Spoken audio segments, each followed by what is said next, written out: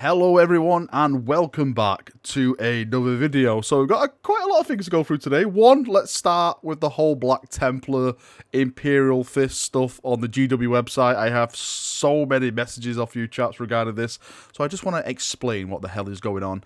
And secondly, we have the Iron Hands preview up on the Warhammer community site, and I've got to say, Iron Hands are looking absolutely disgusting. They are probably the best chapter at the moment, just going off this little preview, and I'll go in and explain my reasons behind that and everything. So let's jump in and let's get started. Okay, so let's start, of course, with the old GW website. So if you go over to the Warhammer website, if you click on Warhammer 40,000 and you go to Armies of the Imperium, you can see there is a lot of added areas now. We've got Raven Guard, we've got Iron Hands, we've got Imperial Fist. But the big thing people are going about is Black Templars. Oh my god, Black Templars! It means they're getting something. Now, I'm not saying that they're not going to get anything. I really hope they do get something.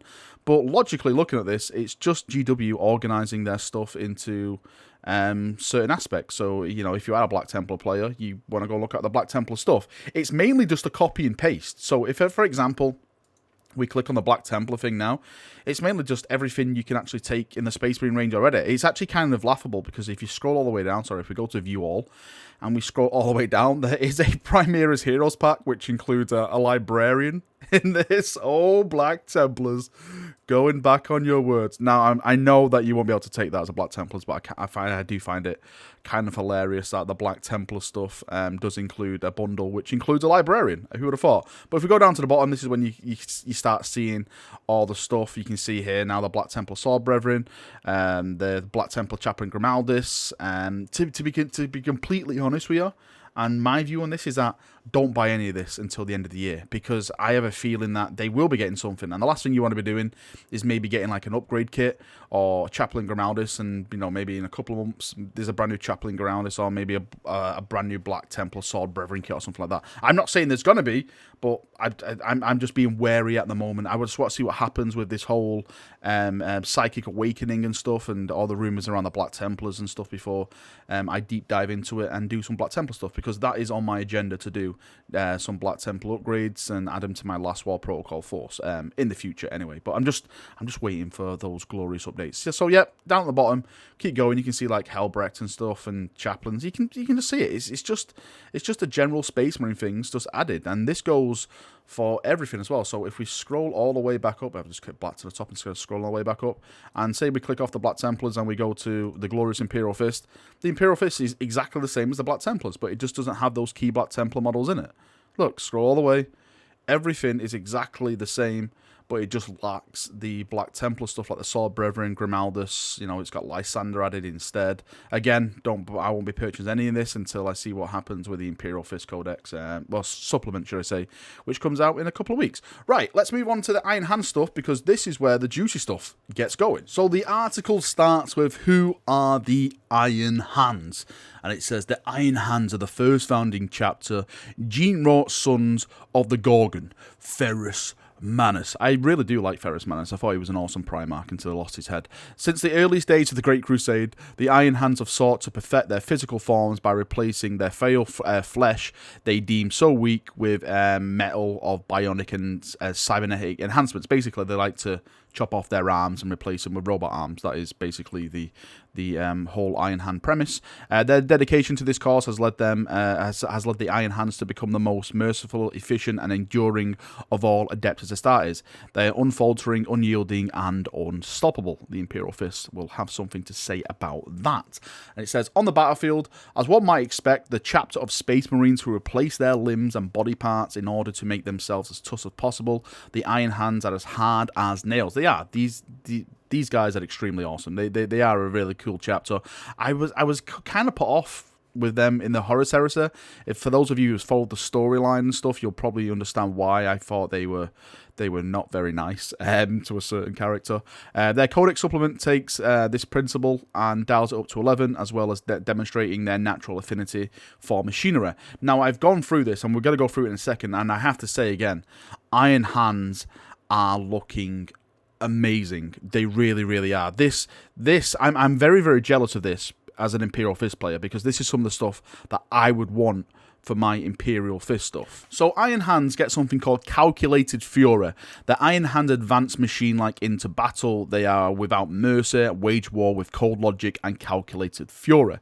Now the rule for this is, whilst the Devastated Doctrine is active, which is the best doctrine, I've got to say, I love Devastated Doctrine, models with this ability do not suffer penalty for moving and firing heavy weapons. Oh my holy emperor.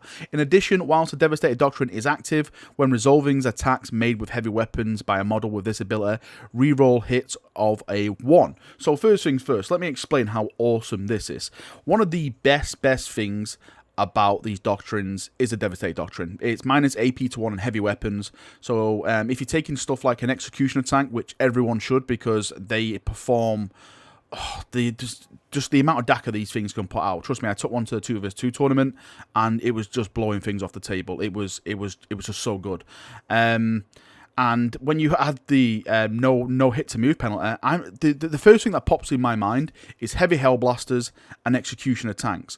Because now what this means is you don't have to have a captain round your guys. Like, the problem is with my heavy Hellblasters is that I like to overcharge them. If you're taking heavy Hellblasters, the thing you want to be doing is overcharging them, because the amount of damage and the strength and the AP and stuff like that, it'll just burn through everything.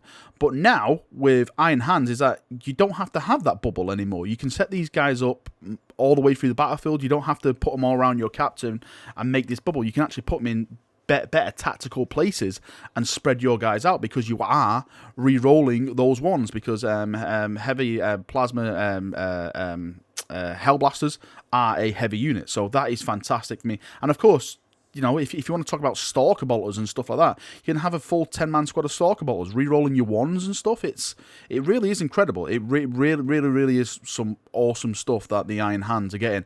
I am very, very jealous as an Imperial Fist player of Calculated Fury. Hopefully, the Imperial Fist will get something just as good or maybe better when we get theirs, because that is everything I probably ever wanted for my guys in yellow. I think the thing that makes me really jealous of these guys is that their stuff is all about vehicles, and me being a huge vehicle fan, and I have a lot of vehicles in my army. I've got Dreadnoughts, I've got the new war suits, I've got Executioners, I've got the Repulsors, I've got the Astreus. I do have the DACA when it comes to vehicles, and these guys are all about buffing their vehicles. So the first thing is Blessing of the Machine God. This is a Librarian spell, and it says Blessing of the Machine God has a warp charge value of 5. If manifested, select one friendly Iron Hands vehicle model within 12 inches of the Psyker. It does say in brackets, you can only select a Titanic model if the result of the psychic test to manifest this power was 8 or more.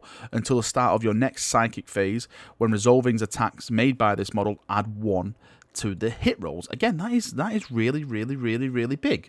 If you have a captain and you don't have a chapter master in your bubble, then if you are rolling 2s, then it's an automatic 3. If you're rolling 1s, then you get to re-roll it anyway. So that is very good when it comes to having that bubble of power. If you don't want to upgrade your guy to a chapter master, which really you should be doing anyway for 2 command points. 2 command points, upgrading your guy to a chapter master is a must for all Space Marine players. Re-rolling all hits. That means the modifiers and everything. That is how good it is when you have a chapter master. Right, we move on to the next one, which is called Ironstone. When resolving an attack made against an Iron Hands vehicle unit within 3 inches of a friendly model with this relic, reduce any damage inflicted by 1 to a minimum of 1. So again, that is kind of, well, I say that's kind of cool. That is really good. So you are lowering the damage on your vehicles or on your dreadnoughts or whatever bloody hell. You think it's great. I absolutely love all this stuff the Iron Hands are getting. They also have some other stuff in there which, it's like an auto savant and stuff. It's more like a tactical objectives and stuff, which is pretty cool. The contents of the actual book, they give us a little preview of that, so you can see it here in the background now. So Legacy of Iron, this is the thing that really is getting me going and making me excited for my supplement and stuff. I just want to read the lore, what's been going on, is any chapter changes, any new captains, chaplains, apothecaries, just anything that's changed with the lore, because we've seen that with a Dark Angel, so I'm hoping that the Imperial Fist get fleshed out as well. And of course, you've got a name generator at the end, which is awesome. So Legacy of Iron, you've got the chapter organization, 1st to 10th company, chapter command, histories of the Iron Hands, it goes through all that. The flesh is weak, the machine endures, wrath of Medusa, soul of the chapter, Sons of the Gorgon, Warlord traits, Relics of Medusa, Special Issue War Gear, Stratagems, Technomancy Discipline, Tactical Objectives. So they've only really breached, I say that, we've only really seen the breach of the iceberg, rather than, you know, the full-on thing underneath the sea. And I cannot wait to see this. I really cannot wait to see what kind of stratagems and, you know, all the war gear these guys get, because I do think they're going to be very, very defensive, and I think they are going to be like, you know, you shoot at me, I don't really care, I'll just knock it off, I'll scratch it off, keep on bringing it, which makes me kind of scared. I just have to bring more and more Hellblasters, more and more Executioner tanks. Alright chaps, that is me done for another video. Thank you for coming, thank you for watching. Let me know your thoughts on the Iron Warriors. It's not on the Iron Warriors, sorry, on the Iron Hands. I'm so sorry. Why did I mention the men children? I'm so sorry. The Iron Hands. Give me your thoughts and feedback on the Iron Hands, and we can have a nice little chat about it in the comment section below. See you now, and bye bye.